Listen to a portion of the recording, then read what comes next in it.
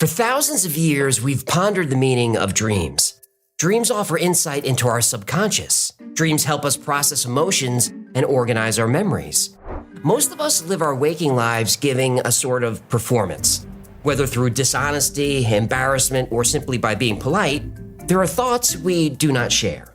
But while you sleep, your inhibitions disappear, and you're left with the raw, unforgiving truth, the real you. But dreams can be more than that. Some claim dreams are the realm between ours and the spirit world. Some dreams can predict the future. Studies have shown that dreams can be shared between people. Lucid dreaming is when you, not your dreaming self, your conscious self, controls the dream. You are literally a god. The universe is your playground. It's exhilarating and powerful, but there is a dark side. What if, while lucid dreaming, you weren't in control of the dream, but someone else was? Well, that's no longer a dream, it's a nightmare. And it's no longer a playground, it's a prison.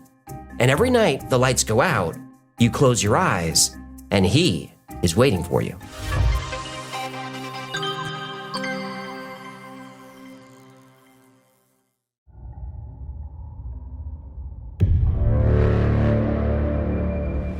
Hello. I'm so glad to see you again. You remember me, don't you?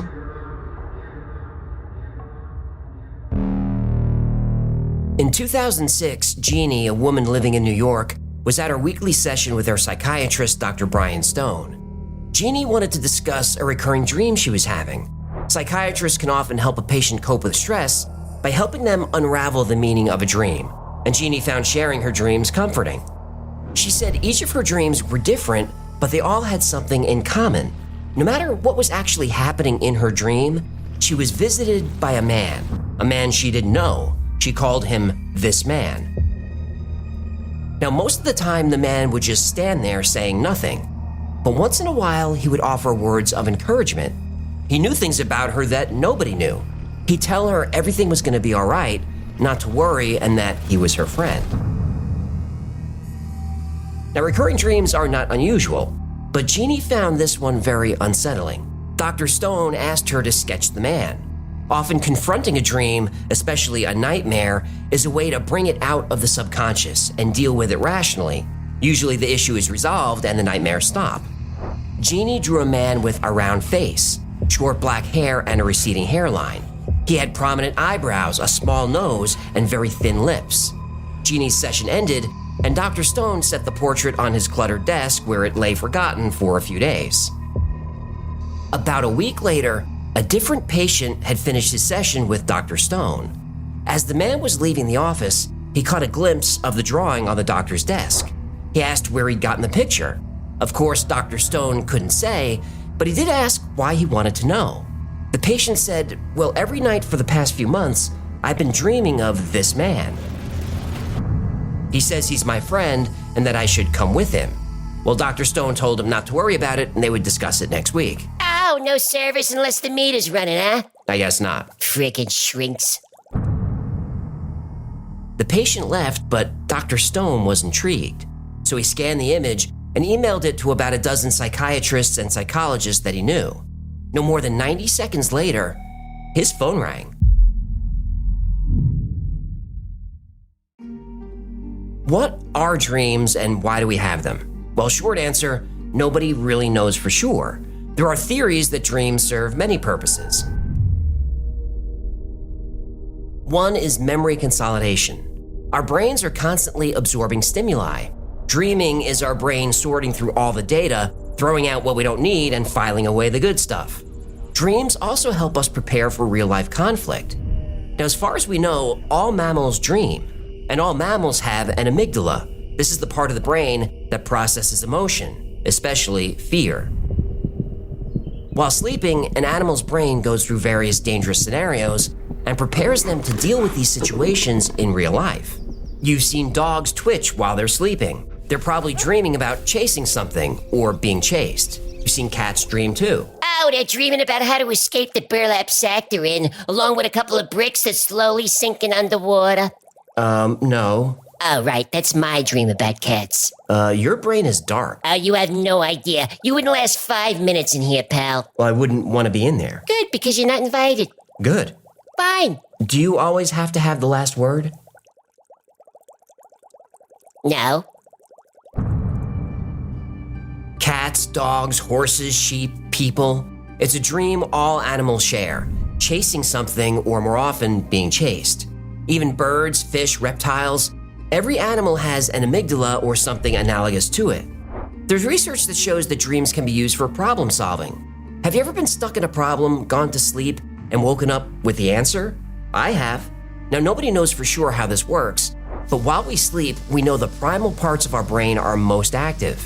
The least active are parts of the brain like the prefrontal cortex, which is associated with logic and our sense of self. With our ego suppressed and logic suppressed, our brains are free to explore solutions to problems we might not have thought of while awake. All animals do this to some extent. There are even songbirds that practice their songs while they sleep, like they're working out the kinks before an actual performance. Like a sound check. Exactly like that. Sleep happens in stages. Stage 1 is light sleep, really just being drowsy. Even daydreaming is considered stage 1 sleep because even though you're technically awake, you're producing theta waves.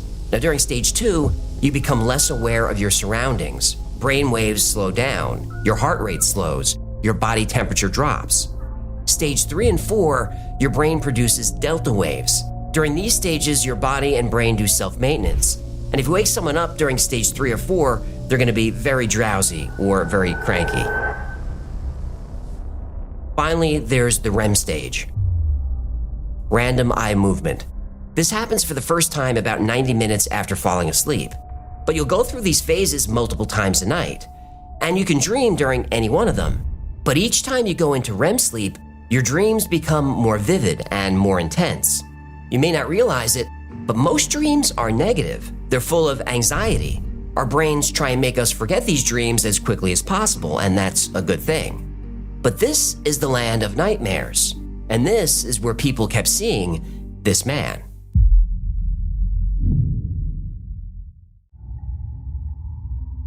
No, don't be afraid.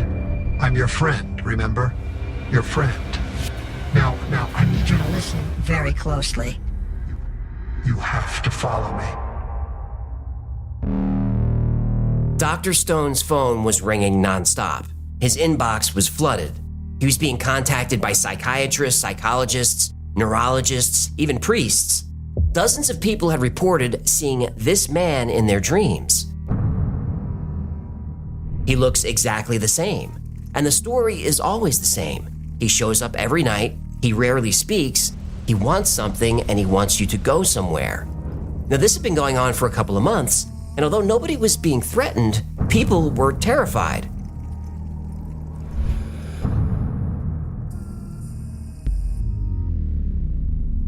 Most found his features unnerving. His thin, emotionless smile, his empty stare. His unibrow. Unibrow bothers you, huh? Are you kidding? That thing is 2 weeks away from becoming a butterfly. Ugh. What, entomology jokes bug ya?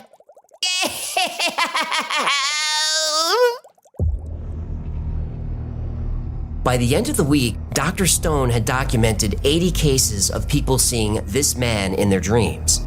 It was too much of a coincidence. As Dr. Stone pondered, he received an email from a colleague in Berlin. The email contained a link to a website, thisman.org.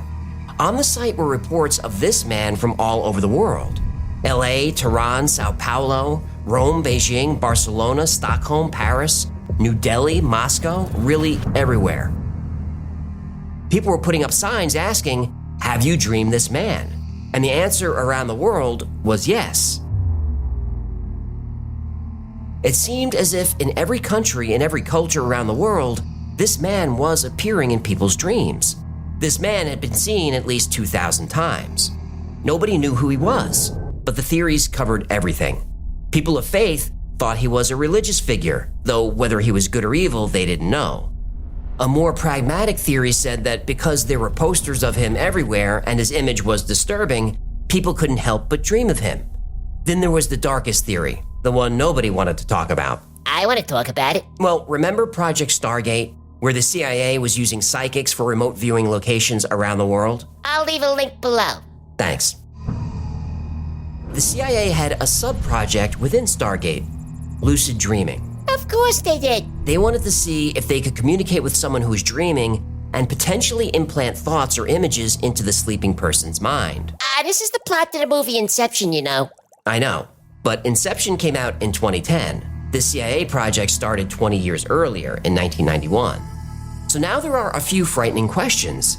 Did the CIA get this to work? Who is this man? And most importantly, what does he want? While these questions were being asked, the number of people reported seeing this man in their dreams was up to 8,000. So either this was a dream experiment gone completely out of control, or it was working perfectly. The ancient Greeks and Romans believed that some people had the ability to dream of the future, and there could be evidence of that. On April 11th, 1865, Abraham Lincoln entered the East Room of the White House. There was a coffin in the middle of the room. The president asked one of the guards what happened. The guard said an assassin killed the president. Now that wasn't Lincoln's first dream about his death, but it was his last. He was killed 4 days later. Mark Twain had a dream about his brother in a metal coffin. Those were rare at the time. Brothers? Metal coffins. A few weeks later, his brother died and was buried in a metal coffin. 20 passengers canceled their tickets for the Titanic after having dreams about the ship sinking, freezing water, and drowning. And whenever there's a disaster, you hear stories of coincidences, like I was supposed to be on that boat, that plane, or that train that crashed.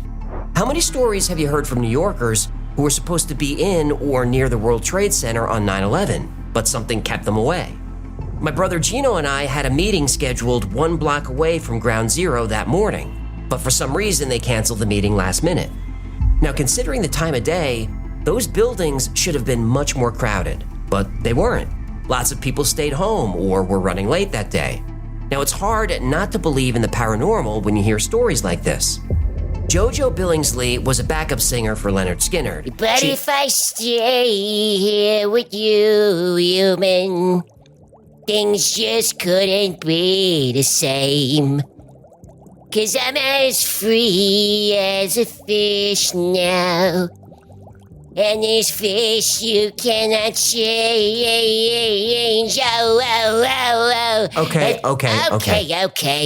Sorry, Lord knows I can't change. Anyway, she dreamed the band was in a plane crash. They were due to fly the next day. She refused to get on the plane and begged the rest of the band to do the same. They ignored her. Later that day, the plane ran out of gas and crashed near Gillsburg, Mississippi. Out of the 26 people aboard, 6 were killed, and the other 20 almost were. The story's even creepier because the crash happened 3 days after they released the album Street Survivors.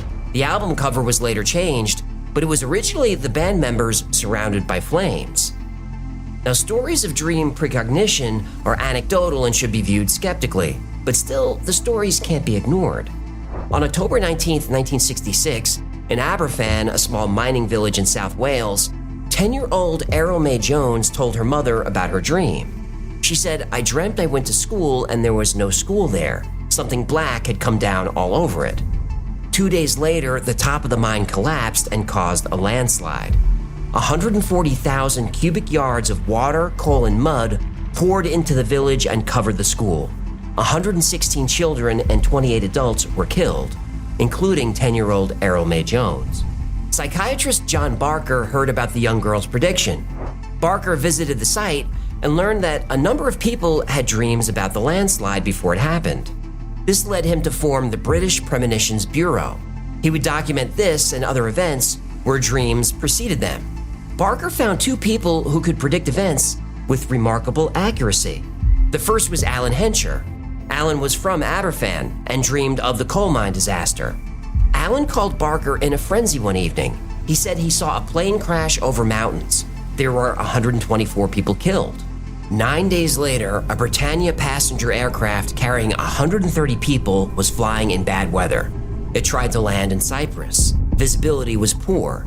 It crashed into a high hill, broke into pieces, and caught fire. 7 people survived the crash, leaving... Yeah, 123, huh? So he was off by 1, not bad. Well, not exactly. Another passenger died soon after the crash. Okay, this is getting scary. Did I stop? Nope. Then Barker met Kathleen Middleton. In her first dream, she saw a petrified astronaut. That same day, a Russian astronaut... Cosmonaut, sorry. Spasibo. That same day, cosmonaut Vladimir Komarov was killed when the Soyuz 1 capsule crash-landed. On March 11th, 1968, Kathleen tried to reach Robert Kennedy to warn him that his life was in danger. The senator's staff didn't respond. On June 4th, Kathleen called Barker 3 times in a panic. She needed someone to warn the senator. Shortly after midnight on June 5th, 1968, RFK was assassinated by Sirhan Sirhan. Barker didn't pass along the warning. John Barker wasn't sure if ESP or psychic powers or premonitions were real. He was open-minded, but in his words, he wasn't sold. But when Alan Hensher and Kathleen Middleton both predicted his death, he admitted to being a little nervous. Don't tell me. Well, John Barker died within a year.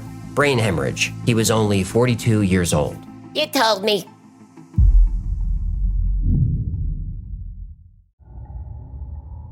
No, don't look away. Look at me. Look at me. You need to follow me.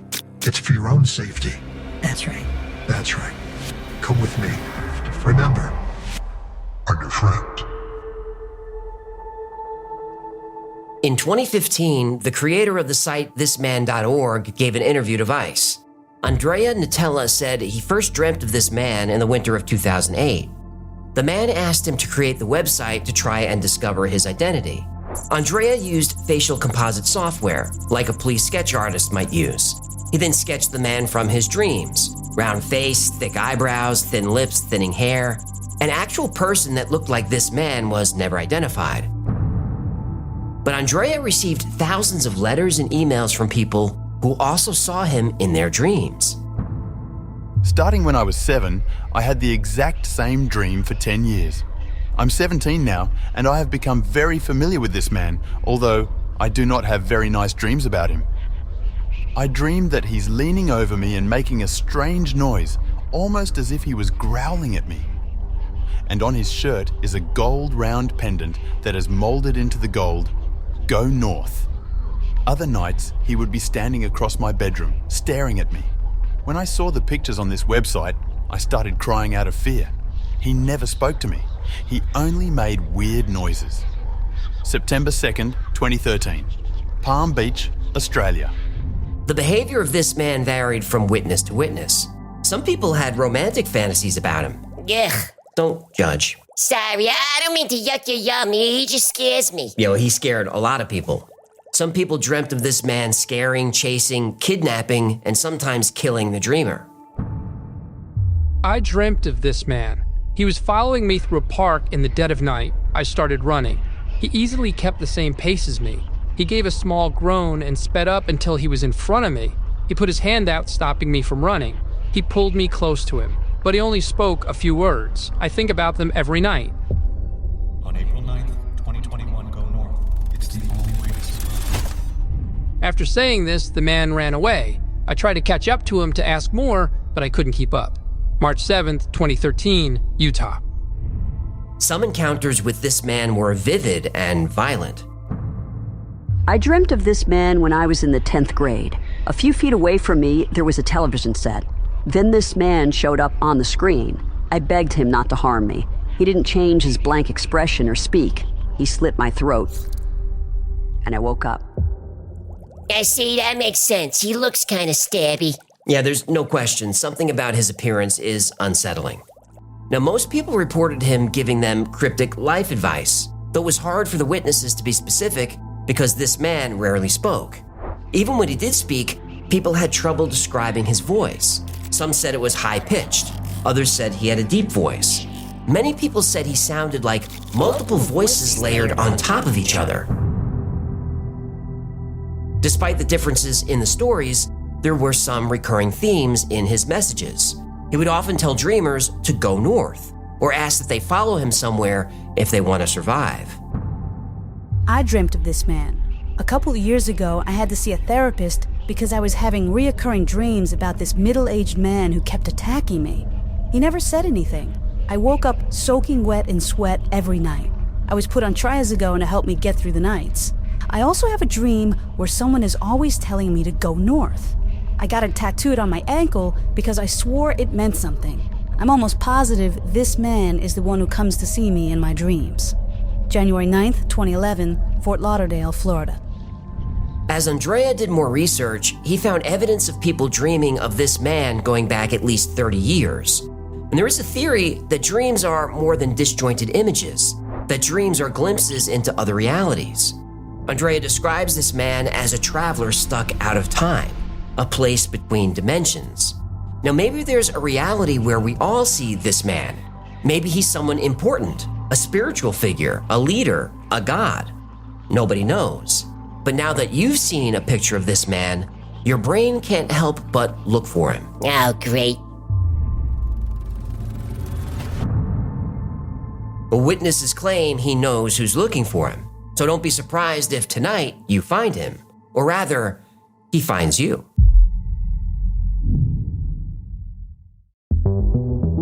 The earliest records of dream interpretation come from ancient Mesopotamia. The famous Assyrian dream book in the library of King Ashurbanipal goes back to the 7th century BC. In ancient Egypt, dreams were considered a direct means of communication with the gods. They wrote manuals of symbols and dream interpretations. Pharaohs even used dream priests to decipher their dreams to help them make political decisions. Sigmund Freud wrote a book called The Interpretation of Dreams, which many consider the foundation of psychoanalysis. Freud introduced the idea that dreams are a window into the unconscious mind. He believed dreams were representations of our innermost desires. Many of Freud's theories were highly focused on sex. For example, if you dreamt about a door, a suitcase, an unopened flower, these were female symbols. If you dreamt of a baseball bat, a stick, a sword, these were phallic symbols. Yeah, sometimes a cigar is just a cigar. Right. But sometimes it's a penis. Okay. I'm not saying it. That horny old shrink said it. Well, he did. And for years, Freud's theories were dismissed as manifestations of his own sexual repression. But there are universal dreams we all have that tend to reflect how we're feeling about what's happening in our daily lives. The most common dream humans have, like all mammals, is being chased. That's our amygdala at work. Being pursued is our most primal fear. Dreaming about falling often means you're feeling out of control. I used to have a recurring dream about floods and giant waves and tsunamis. This dream happens when we're feeling overwhelmed, which I was at the time. Ever dream about your teeth falling out? I have that one too. Oh, that would be a nightmare. Look at my gorgeous chappers. It's hard not to look at those things. Well, teeth falling out can represent feeling insecure about your appearance, or the fear of aging and declining health. Being naked in public is also a common dream. This reflects your vulnerability. Some people will have this dream after lying. It's a fear of being exposed. I still have dreams of being unprepared for school, or late for an exam, or a dream where I'm lost. These dreams speak to life's uncertainties. You might have these dreams when you're at a crossroads before a major life decision. Though most dreams are negative, not all of them are. Everyone's favorite dream is flying. This represents freedom, liberation, and empowerment. You might have this dream after leaving an abusive relationship or getting a promotion at work. But there's no better dream than a lucid dream. This is where you're actually in control of the dream. Normally, you're just a participant in the dream. You don't really have free will. Whether a dream is good or bad, you just have to let it play out. This is because your prefrontal cortex is disengaged. Remember, this is where your sense of self comes from, your consciousness. When you lucid dream, you switch this part of your brain back on. Suddenly, your dream is whatever you want it to be. Want to travel to ancient Egypt? Just will it and it will happen. Want to visit Mars or an alien planet in another galaxy? Just will it to happen. Want to be a professional baseball player, superhero, or maybe spend a little quality time with your favorite celebrity doing, well, whatever you want. Just will it to happen. If you've had a lucid dream by accident, you know how fun they are. But lucid dreaming is a skill that can be taught. And this is something I've learned, and I'm pretty sure I can teach you to do it too. So if that's something you'd like me to cover or do some video on it somewhere, let me know. It's the most fun you'll ever have, I guarantee it. Yeah, but what about this man? What does he mean? Oh, this man. Well, that story takes a turn. When Vice published the article about this man in 2015, they had to publish a follow-up article later that day. What was the second article? An apology. Oh, no.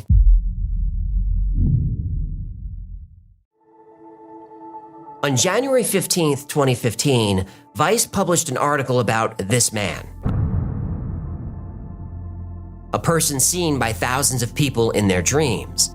Vice even interviewed Andrea Nutella, who created the website thisman.org. Later that day, Vice published a second article apologizing. Not only was this man a hoax, it was debunked years earlier. Oh, the media published a story without fact-checking it first, eh? Yep. I thought journalism was about integrity, being a voice for the people and seeking the truth. Yeah, you better grab a bucket. I'm oozing sarcasm all over the place over here. The truth is, Andrea Nutella, the creator of the This Man myth, was an advertising executive. He specialized in guerrilla marketing. You use monkeys? Guerrilla marketing is usually low-cost, local viral marketing. That makes more sense. Monkeys are expensive. Do you mind you're distracting me? Sorry, I was confused by the homonym about the hominin. You don't realize it, but that's the smartest joke I've ever made. You say so. Anyway, Nutella wanted to see if he could create an urban legend, and he did.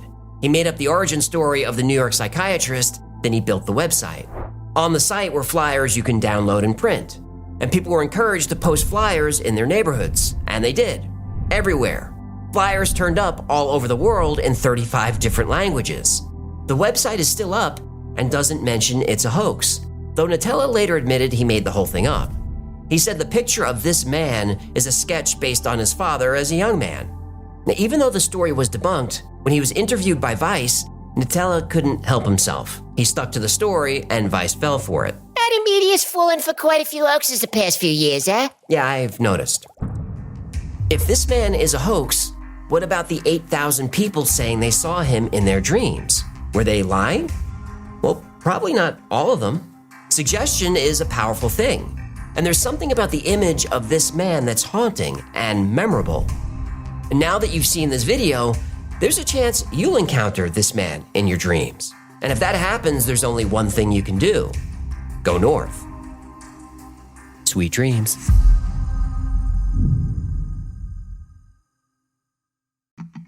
Thank you so much for hanging out with us today. My name is AJ. You know Hecklefish. Jump to daddy. This has been the Y-Files. If you had fun or learned anything, do him a favor, like, subscribe, comment, share. That stuff really makes his fins get all jiggly. And like most topics we cover on the channel, today's was recommended by you. So if there's a story you'd like to see or learn more about, go to theyfiles.com/tips. And remember, the Y-Files is also a podcast. Twice a week, I post deep dives into the stories we cover here on the channel. I also post episodes that wouldn't be allowed on the channel. It's called the Y-Files Operation Podcast, and it's available everywhere you get your podcasts. Now, if you need more Y-Files in your life, and look, not everybody does. Some people have too much. But if you do, check out our Discord. There are thousands of people on there 24/7, and they're into the same weird stuff we are. It's a great community, it's lots of fun, and it's free to join. Now, if you want to find out what's going on with the channel at any given time, check out theyfiles.com/cal. That's our production calendar. You can see what episodes are coming up, what podcasts, what live streams are scheduled. Anything special that's happening will be posted on that calendar. And special thanks to our patrons who make the Y-Files possible. Every episode is dedicated to you. Without your support, there'd be no Y-Files. So I thank you for everything. Yeah, definitely gonna have nightmares now. Yeah, that might have been a mistake. Anyway, if you'd like to support the channel, consider becoming a member on Patreon. For as little as $3 a month, you get access to perks like the videos early with no commercials. You get access to merch only available to members. You get special access on Discord. Plus, you get 2 private live streams every week just for you. Both of our cameras are on. Mine, yours. You don't have to have your camera on, but if you're proud of yourself and you want to show off a little bit, let's get a look at you. What I'm saying is, it's fun. So that's just for Patreon members, and it's as little as $3 a month. Did I say that already? All right, the plugs are almost over. Another great way to support the channel is grab something from the Wi-Fi store. I grab a Hagglefish t-shirt, a festival coffee mug that's filled up with something delicious to drink while you're wearing your t-shirt, and grab one of these squeezy stuffed animal Hagglefish Togefish toys, and you play the Go Hagglefish card game with your fish toy gates. All right, that's it for the plugs. Until next time, be safe, be kind, and know that you are appreciated.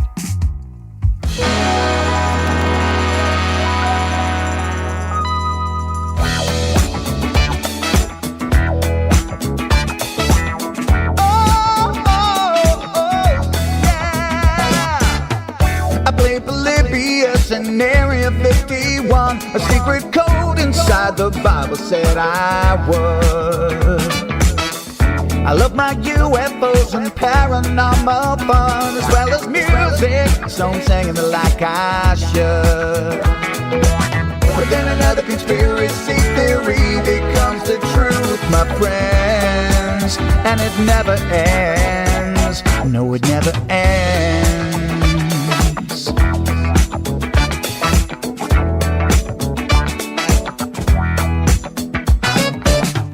I feel the crap cat and got stuck inside Mel's hole with MK Ultra. I'm being only too aware. Did Stanley Kubrick fake the moon landing alone on a film set, or were the shadow people there? The Roswell aliens just fought the smiling man, I'm told, and his name was Cold. And I can't believe I'm dancing with the fish.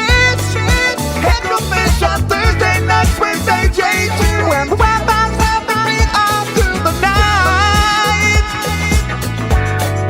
All I ever wanted was to just hear the truth, so the Wi-Fi's on repeat all through the night.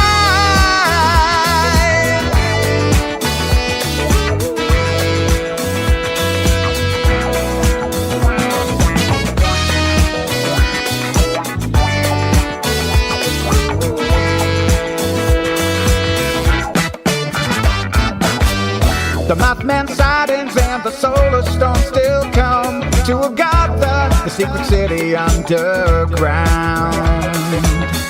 Mysterious number stations, planets Earth 02, Project Stargate, and what the Dark Watchers found. We're in a simulation, don't you worry though. The Black Knight satellite, it told me so. I can't believe I'm dancing with the fish. Hagglefish on Thursday nights with AJ2, and the Wi-Fi's helping me all through the night. All I ever wanted was to just hear the truth, so the Wi-Fi's on repeat all through the night. Hagglefish on Thursday nights with AJ2, and the Wi-Fi's helping me all through the night. All I ever wanted was to just hear the truth, so the Wi-Fi's on repeat all through the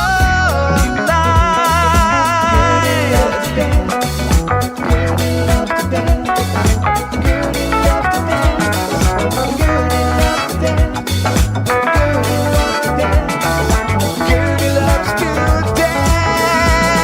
Yeah, Gertie loves to dance on the dance floor because she is a camel, and camels love to